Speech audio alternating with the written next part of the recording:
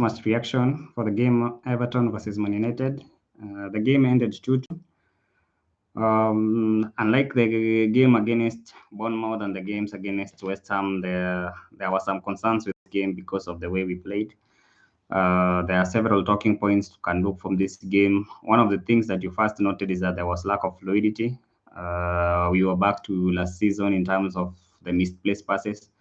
There are so many misplaced passes. The players trying out, maybe perhaps trying too hard to impress and taking the harder pass as usual. So one of the positives is that Mbeumo had his first start, so we can look to that Mbeumo starting, and that's a good thing. So he had the first 45 minutes, and you could see there were positive things in the way they were linked up between Bruno, Ahmad, Cunha, and Mbeumo.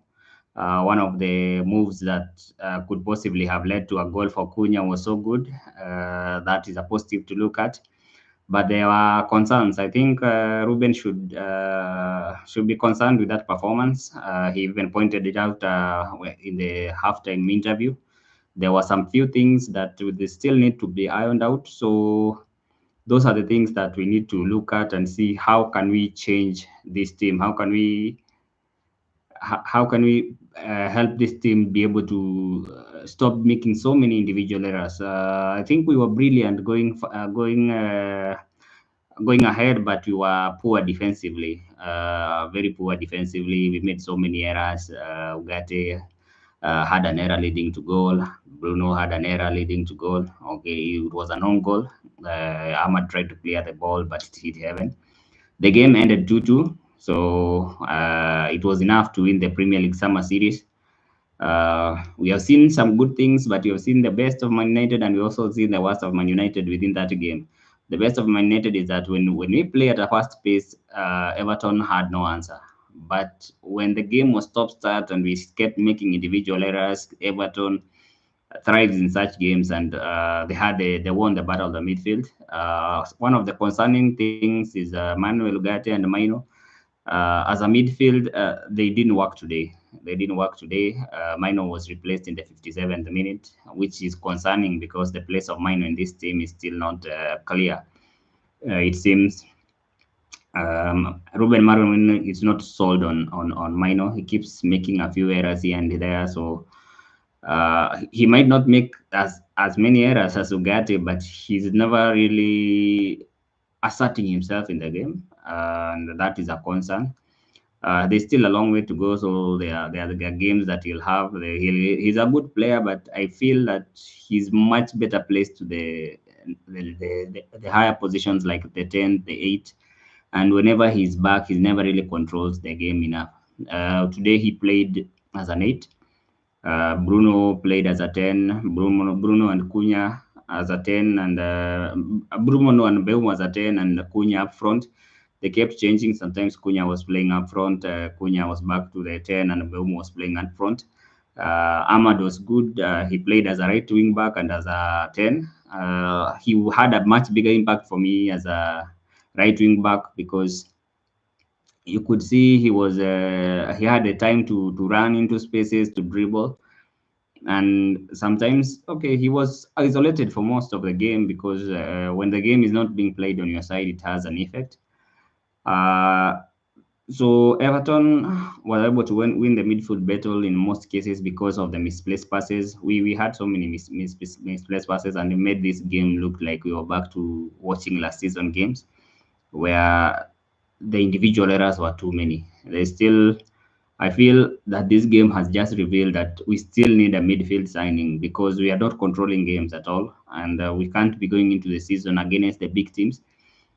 Those misplaced passes will be punished. If we had as many misplaced passes against a team like Arsenal will definitely take their chances. Unlike Everton, who, in as much as they had chances that came from misplaced passes, they never really took advantage of them. Perhaps there were the last ditch challenges from Euro, from the lead that prevented them from taking full advantage of those chances. But you can tell there's still something that needs to be built in terms of the way we control midfield. Because as soon as we went ahead, we still continued pressing. but you could tell we were making mistakes. We were letting Everton. We were giving them a chance. As long as you make those individual mistakes, you still give them a chance. So that is a source of concern and something that Ruben Amorim should work with in trying to make sure that they take the. Sometimes it's better to take the easier pass and make and keep the ball, keep the flow of the game. They kept trying to impress, trying to make these passes that were not coming off, and every time they made passes that were not coming off, the pressure was back on us. So that's something that they are kind of going back to. It's not going to be a quick fix. As you can see, there were those mistakes last season that have been fixed, but it's going to be a long process, so they have to fix the mistakes even as they arise, and this is the time to do it. The preseason will give Ruben Amorim an image of what needs to be fixed in his teams. The goals was scored from Bruno. Ahmad was brought down in the box by Tarkowski, and Bruno took the resulting penalty. Mount also had a good finish. Bruno with a very good okay, Bruno with a pass to Mount, and Mount with a very good finish. Gives me memories of the Lyon finish because it was just identical. He gets the ball, just stands and carves it into the side netting. So Mount showed promise. You know, a fit Mount will be very good for us if he can maintain his fitness, or just from the bench he has an impact that you can tell. We need that impact every time he comes off the bench. He has an impact even if he starts games. So he scored, I think, two goals in this Premier League summer series out of 3 games. 2 goals shows that he'll be a consistent goal threat if he can stay fit, and we need that. We need goals, and goals are needed from the defense, from the midfield, from the striking. Anywhere we can get goals, we'll need to get them. As it turns, we can't really rely on that striking. As you can see, last season they didn't have enough goals, so we need the impact of Mount if he can stay fit.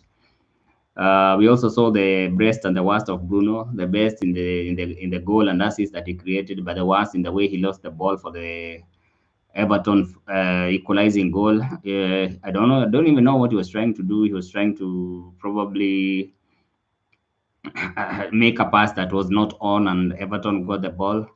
They ran towards our box, and Ahmad, when he was coming back, tried to clear the ball. It hit Everton heaven and went in as a non-goal. So that is a concern because if you look at Everton's goals, they came from Ugarte being robbed of the ball and Bruno trying to make a pass that wasn't there, and the Everton were able to score from those two blunders. We can't be making individual mistakes such as those. We made too many last season where the players couldn't make the right pass, or the pass was mishit, or even overhit. So every time such small passes, some misplaced passes are made, we lose control of the midfield. So that's why, in my opinion, we really need a midfielder. We really need a midfielder. This summer cannot end without us getting proper a midfielder and a goalkeeper. Bindy was not also didn't feel the defense with confidence in the way he was either distributing the ball, or trying to be in his positioning for both goals. One of them was an own goal. I don't think there's much he could have done with that. But you can tell there were some opportunities, especially the free kick from Ghana. Ghana had a free kick. He pumped it back into danger, and the Everton should have scored the first. It hit the post, but should have scored a goal. It was an open, or just beating the keeper, and O'Brien would have beaten the keeper, and that could have been a goal. So you can tell there are concerns because Everton have been poor in this summer series. Yes, today they started their starting back four. The back four that you should expect will start in the league, but still, in as much as we were very good going forward, we can't be negating that with giving away easy goals. So one of the biggest uh, pet peeves of last season was that we kept giving away easy goals, giving away easy goals, either from the goalkeeping mistake, or a goalkeeper palming the ball into the wrong part of the net, of the field, of the box, and the opponents have a chance to score. We kept giving away chances. We kept just a direct shot to goal, and it's any shot on goal, and Onana could palm it in. Or so we kept giving each other the teams easy chances. So if you are staying in the game, they will always score against Man United. We need to be firm, like against Bournemouth. We didn't give away many chances. And even against Bournemouth, it was a mistake from Ugarte losing the ball and it leading to a goal. So there are concerns about Ugarte, and I think we need a midfielder. In as much as Ugarte can do a job, we need a midfielder who can control the game and do the defensive part of the game. As you can see, we're trying to get Sesko, and Leipzig are asking for a lot of money, considering 80 million, and they still want a sell-on clause is ridiculous.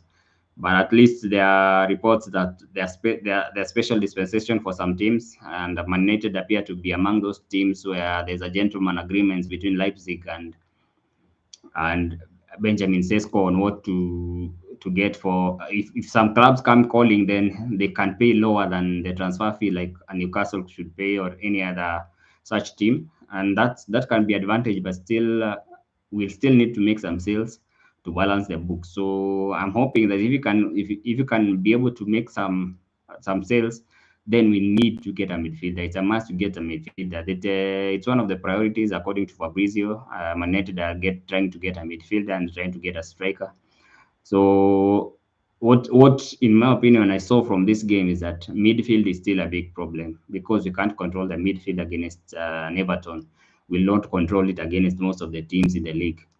Obviously, it was an error-strewn game, and you can tell it's preseason, so you can't exactly judge a lot from it. The players are allowed to make mistakes, and then the stop-start nature of the game, the substitutes being too many, so it can affect the game. So you can't really read too much into it, but you can see there are sources of concern because there are points that you look at. The fitness is good, the style of play is good, but there are momentary moments of individual mistake, of lapses of concentration that show that we are still vulnerable to conceding easy goals.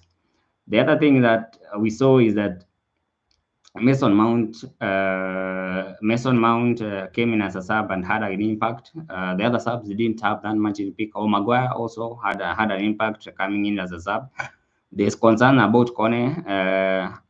Kone was supposed to go for a loan, but Amorim stopped the loan, which doesn't make sense because he has not had a single minute in this preseason. So that's a concern because he should have had at least a minute, and we see what if he can also be a solution to that midfield. He's still young, and there's still so much to do, but he should be getting some minutes here and there. Perhaps Amorim plans to give him minutes in the cup games as the season progresses, or probably wants to develop him as the team goes so that he might use him later in the season.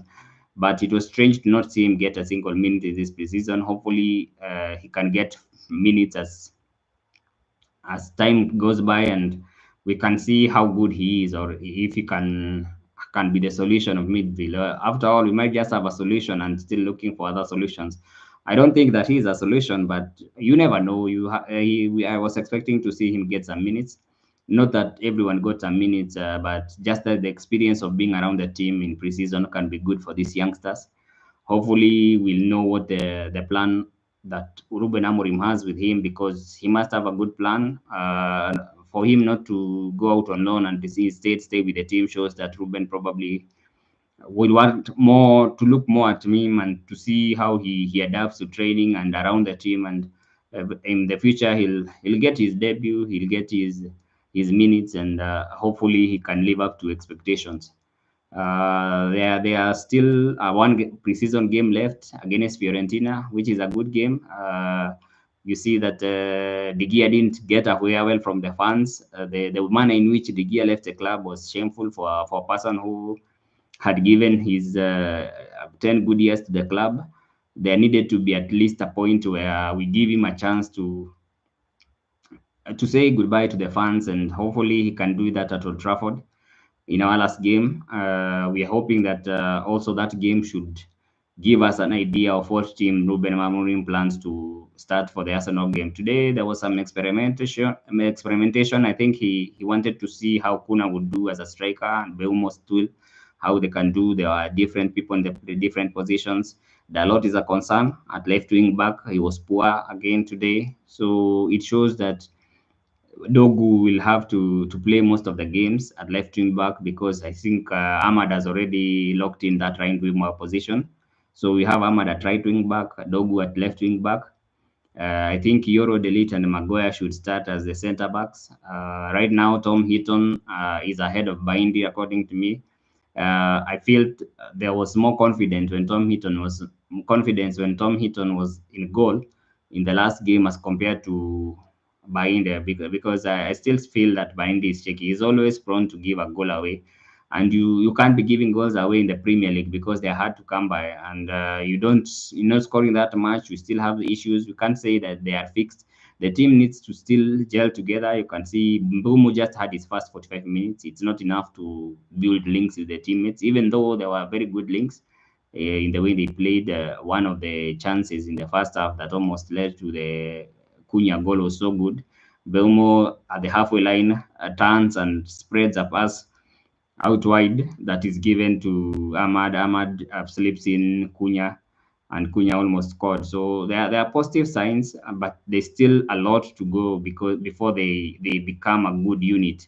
Because you have introduced two new players into the team, and whereas they are very good, they have not yet completely learned each other's games, and that takes time. It may takes 4 or 5 games, and Juven doesn't have that much time to wait.